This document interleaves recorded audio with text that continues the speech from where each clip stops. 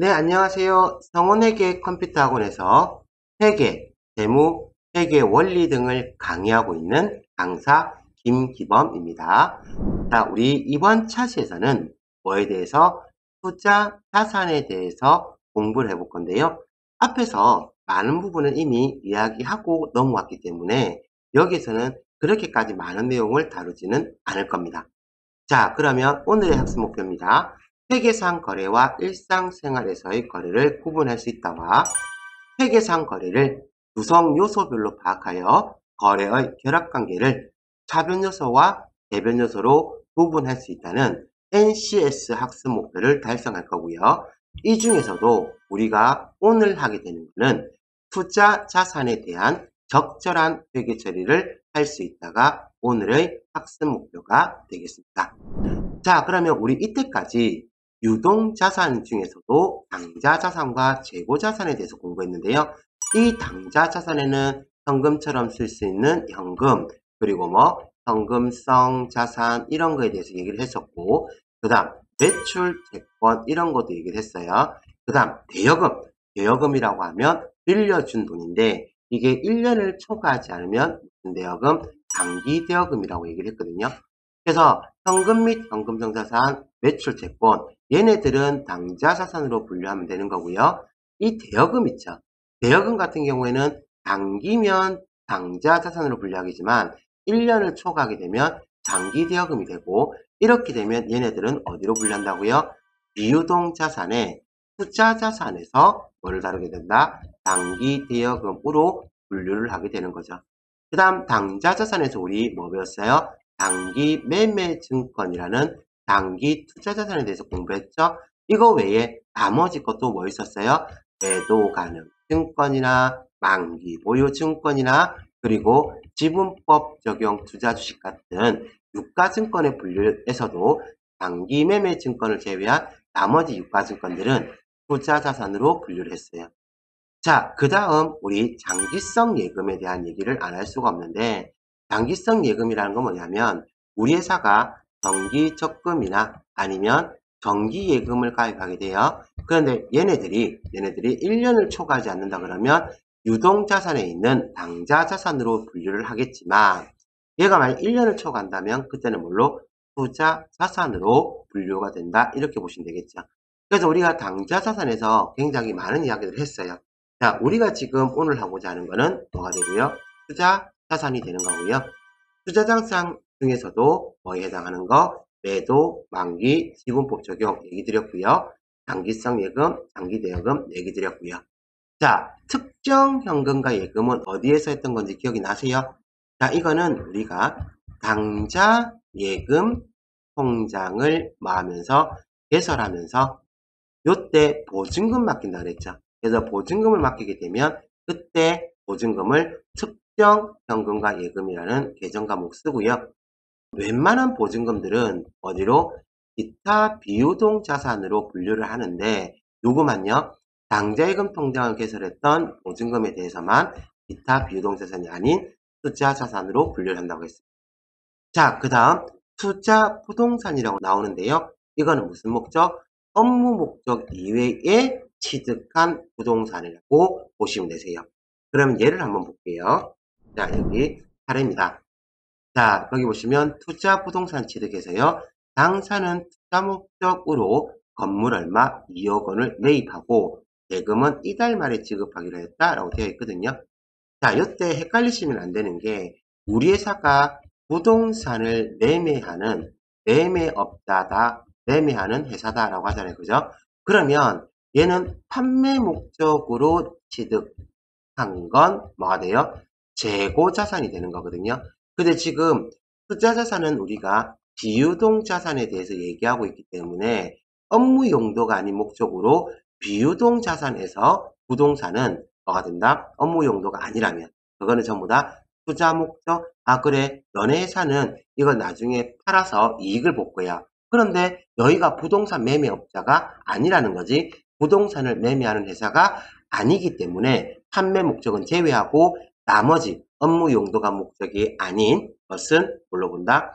투자 부동산으로 본다. 이렇게 돼요. 그래서 당사는 투자 목적으로 건물 2억 원을 매입하고 대금은 이달 말에 지급하기로 했다. 대금 아직 줬어요? 안 줬어요? 안 줬죠? 그래서 차변에 뭘로 투자 목적으로 취득한 건물은 투자 부동산이라는 자산이 뭐한 걸로 보고요. 증가한 걸로 보고 그 다음 대금은 이달 말에 지급하기로 했으니까 아직 줬다 안 줬다? 안 줬죠. 그래서 우리 몰란다. 미지급금이라는 부채 계정을 쓰겠죠. 상품이나 원재료를 매입하고 외상 이달 말에 지급하기로 했다 그러면 뭐가 되겠어요? 외상 매입금이 되겠지만 그 외의 거래에서 아직 안 준 돈은 뭘로 처리한다? 미지급금으로 처리해 주시면 되겠죠. 자, 그러면 여기에서 추가로 더 알고 계셔야 될 게 있는데요. 자, 배당과 이자에 대한 얘기인데 배당이라는 거는 뭐가 되고요? 자, 이익을 뭐 한다? 나눠 가질 때 배당이라고 쓰고요. 이자는요. 빌려주고 뭘 하게 되면 대가를 수취하게 되면 이자가 된다. 이렇게 됐거든요. 그래서 우리 채권하고요. 채권하고 그 다음 투자, 주식이라고 하시면 되겠죠. 그래서 요거를 좀 나누게 되면 자, 투자와 같은 주식 이걸 뭐라고 해야 돼요? 우리 지분증권이라고 얘기하고요. 채권과 같은 거는 우리가 뭐라고 얘기한다? 채무증권이라고 이야기를 하게 되거든요. 여기 지분증권에 대해서는 배당이라는 거 발생하게 되는 거고 채무증권에 대해서는 뭐가 발생한다? 이자가 발생을 해요. 그래서 우리 단기매매증권, 매도가능증권, 단기보유증권 그리고 대여금 있죠. 이런 거에 대해서는 일단 여러분들은 회계 처리를 할 수 있으셔야 되고요. 이익을 나눠 받으면 배당, 그 다음 대가를 지급받게 되면 이자, 요거는 꼭 기억해 두시기 바랍니다. 자, 그러면 여기 자금의 여유가 있어서 투자한 회사는 배당금을 투자받은 회사에서 배당금을 지급하게 되는데 이때 배당금 수익이라는 게 발생을 하고요. 그 다음 자금의 여유가 있어가지고 빌려주면 차입한 회사가 원금을 상환하면서 이자를 지급하게 돼요. 그럼 이 회사는 뭐가 발생한다? 이자 수익이 발생한다 라는 거 알아두시고 회계 처리 한번 해보도록 하겠습니다. 자, 사례 1번입니다. 현대중공업에 대한 대여금 3천만 원에 대한 이자 얼마를 80만 원을 보통예금으로 이체받았다라고 되어 있죠. 자, 그러면 대여금이란 사실은 우리가 오늘 이 날짜에 거래가 있기 전에 오늘 무슨 날짜인지를 몰라요. 오늘이 있기 전에 자, 오늘이 뭐합니까? 이자를 받는 날이거든요.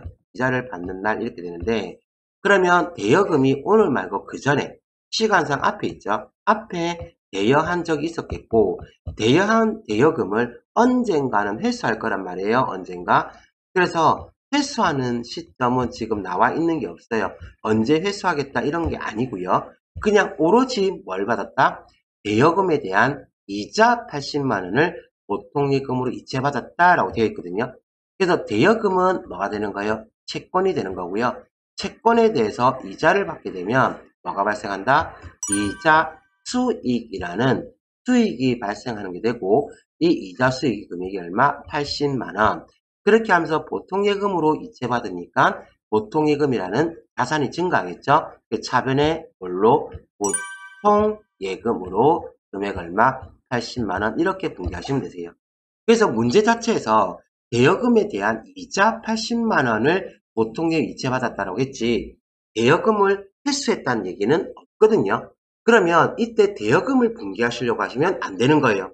이자를 받았다고 하면 이자에 대해서 분기를 하려고 하셔야 되고 대여금과 함께 아니면 대여금을 회수하면서 이자 얼마를 같이 받았다 이렇게 얘기하면 대여금도 같이 분기가 들어가줘야 돼요. 그러면 그 예를 다음 거에서 한번 보도록 할게요. 자, 사례 2번입니다. 자, 5월 22일 현대중공업에 대여한 대여금 3천만 원을 회수하면서 지금 뭐 한다고요? 회수하고 있는 절차에 지금 진행된 거예요. 이러면서 이자 얼마요? 172만 원과 함께 보통예금 통장 이체받았다라고 되어 있죠. 그래서 대여금에 대한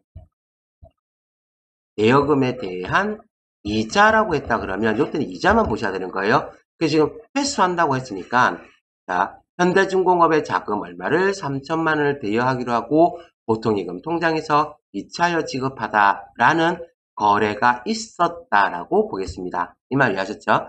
그러면 회사 입장에서는 보통예금 통장에서 이체해서 지급했으니까 보통예금이라는 자산이 감소할 거고, 장기대여금, 나 나중에 돌려받아야 될 돈이 있어 라고 해서 자산을 얼마만큼 3천만 원만큼 증가시킨 거래가 있었다, 이 얘기가 되는 거거든요.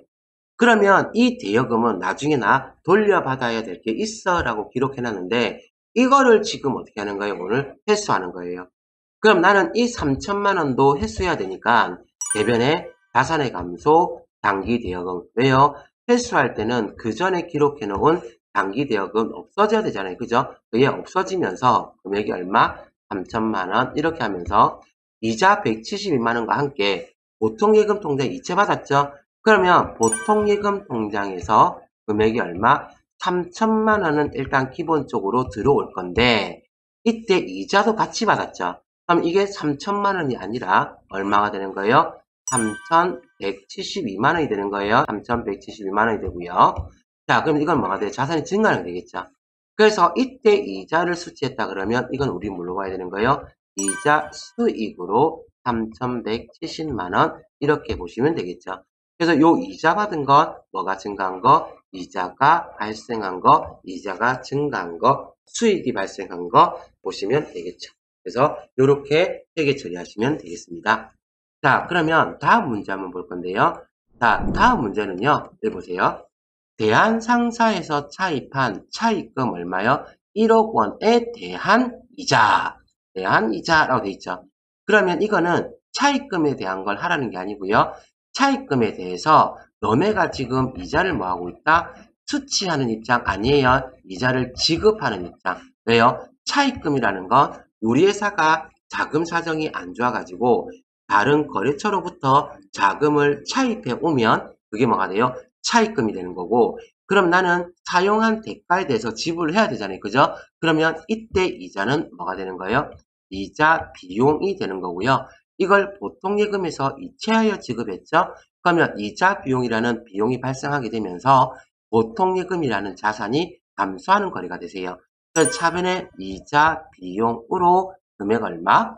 72만 원 기록하고요. 그 다음 보통예금에서 이체해서 지급했으니까 대변에 보통예금으로 금액 얼마? 72만 원 이렇게 기록해 주시면 되겠습니다. 자, 그래서 이 문제에서도 이자만 해야지 별대로 차입금까지 같이 하시려고 하시면 안 됩니다. 참고를 알아두시고, 자, 5월 22일 대한상사에서 차입한 차입금 얼마요? 1억 원과 차입금에 대한 이자 93만 원을 포함하여 당좌 수표를 발행하여 지급하였다라고 되어 있죠.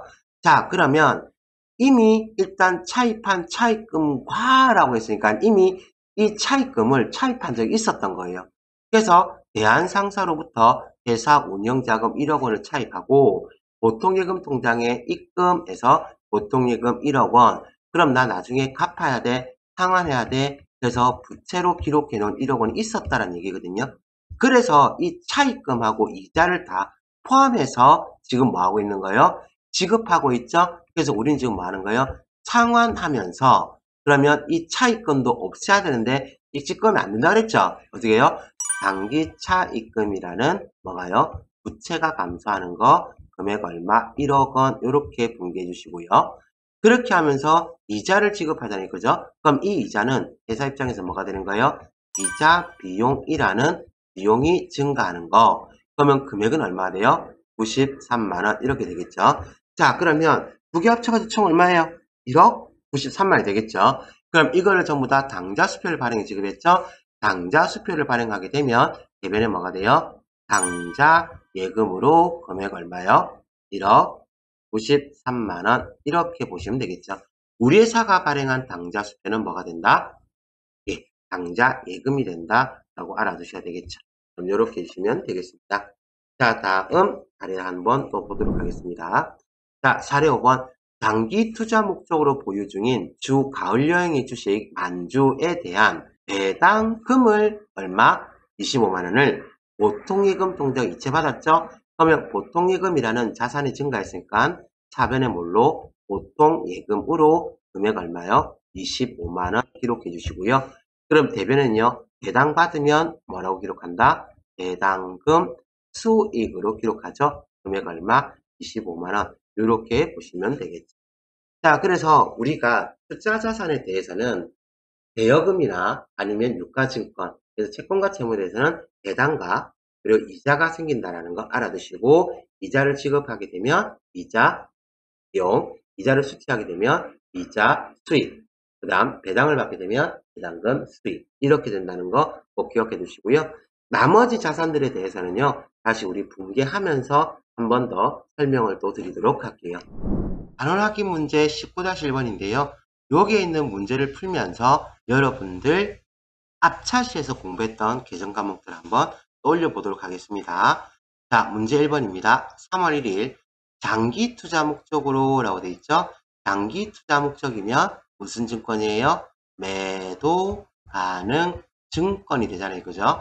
그래서 장기 투자 목적이면 매도 가능 증권이 되고, 주 신원의 주식 100주를 주당 얼마? 12,000원 매입하고, 이때 우리가 매입하게 되면 액면가는 고려할 필요가 있다 없다? 없다라고 얘기했죠. 12,000원에 몇 주? 100주를 구입한 거. 그러면 금액이 얼마 돼요? 예, 120만 원이 되겠죠.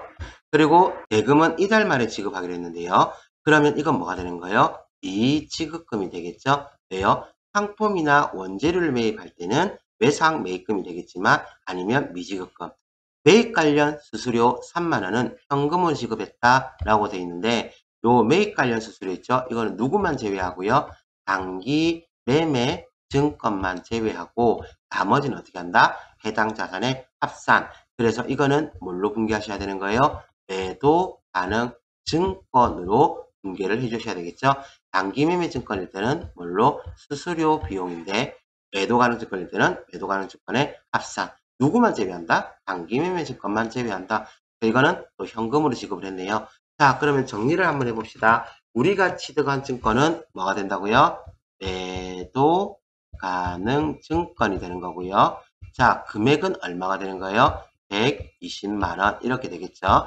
자, 그런데 요게 매입 관련 수수료가 3만 원이 있기 때문에 요건 어떻게 한다? 해당 자산의 합산.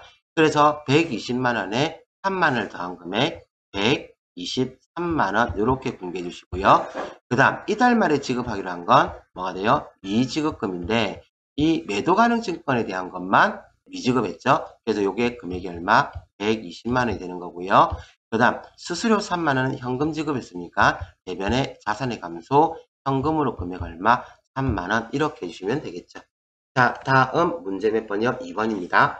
자, 3월 3일 시장성 있는 주식 매주 30주 액면가 9,000원, 주당 8,000에 취득하고, 자, 시장성 있는 주식이라고 얘기한다 그러면 이건 뭐가 되는 거예요? 단기 매매 증권이 되는 거고요. 그 다음 주당 얼마? 8,000원에 취득했다. 그러면 우리 액면가는 본다 안 본다? 안 보고 8,000원에 취득한 것만 고려하시면 되죠. 그러면 38에 24 얼마가 되는 거예요? 24만원 이렇게 되겠죠.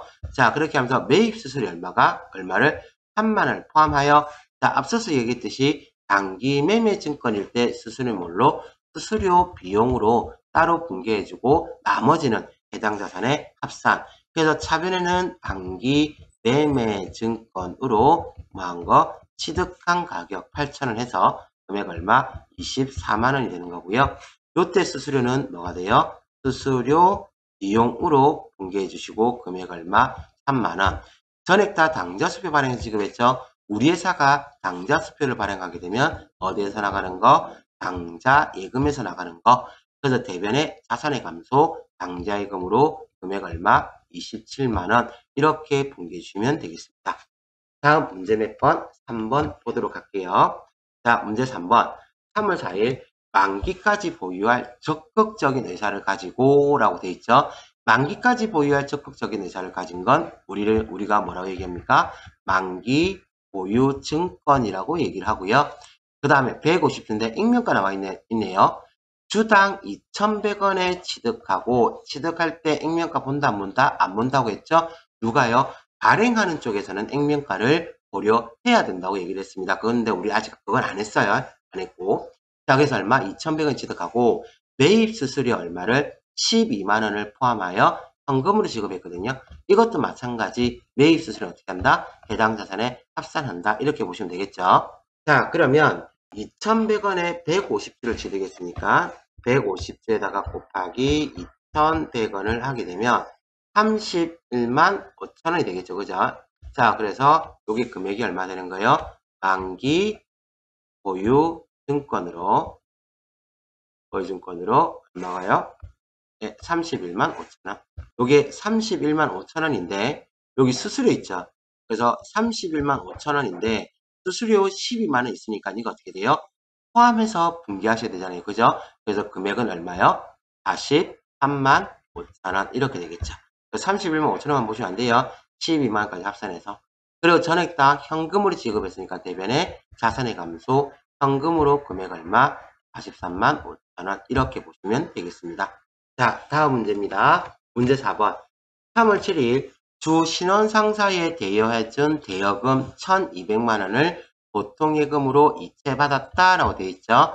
자, 그러면 대여해준 대여금은 본래 뭐가 해야 되는 거예요? 내가 받아야 되는 채권, 빌려준 거 받아야 된다 이거거든요. 근데 만기가 몇 년? 4년이니까 이건 무슨 대여금으로? 장기 대여금으로 이미 기록이 되어 있었겠죠. 그래서 이게 차변에 이미 기록되어 있었던 걸 오늘 보통예금 통장으로 이체받으니까 그러면 보통예금이라는 자산이 증가하겠죠. 그러면 차변에 뭘로? 보통예금으로 해주시고요. 금액은 얼마? 1,200만원. 이렇게 하면서 뭐가 돼요? 내가 가지고 있었던 장기 대여금이 이제 사라져야 되겠죠. 그러면 대변에 뭘로? 장기 대여금으로 금액 얼마? 1,200만원 이렇게 분기해 주시면 되겠습니다. 다음 문제 몇 번? 5번 보겠습니다. 자, 3월 8일 투자 목적 건물, 자, 투자 목적 건물, 투자 목적 토지 전부 다 뭘로 분기하는 거예요?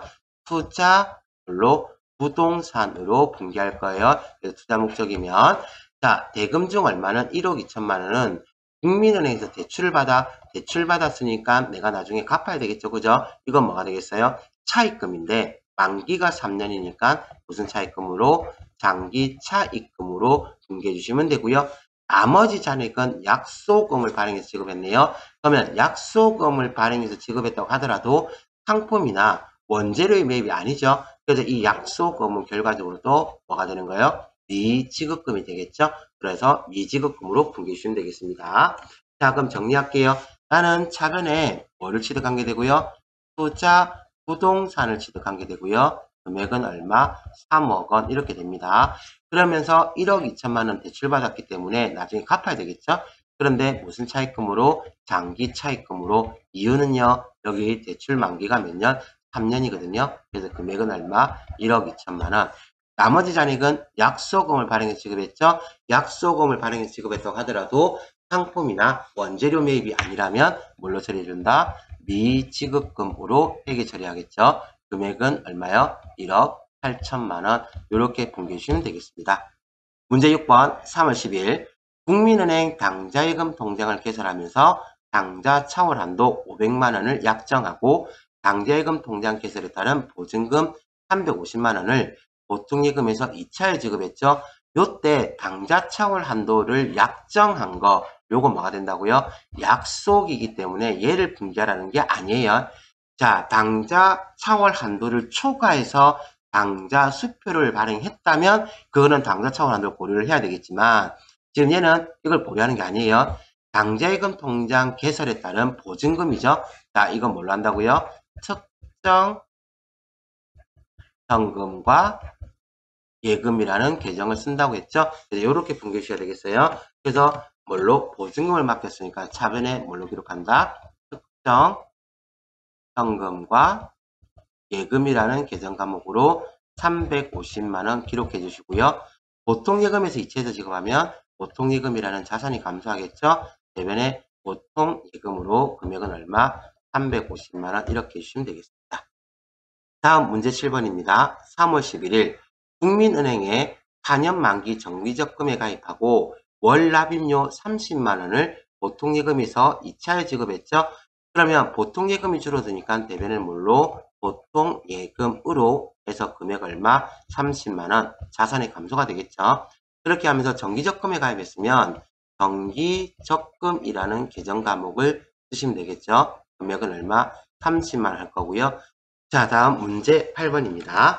자, 단기 시세 차익을 목적으로 매입한 우주산업 주식 매주 30주를 주당 얼마에 1,100원에 처분하고 대금은 이번 달 말에 지급받기로 하였다라고 되어 있죠.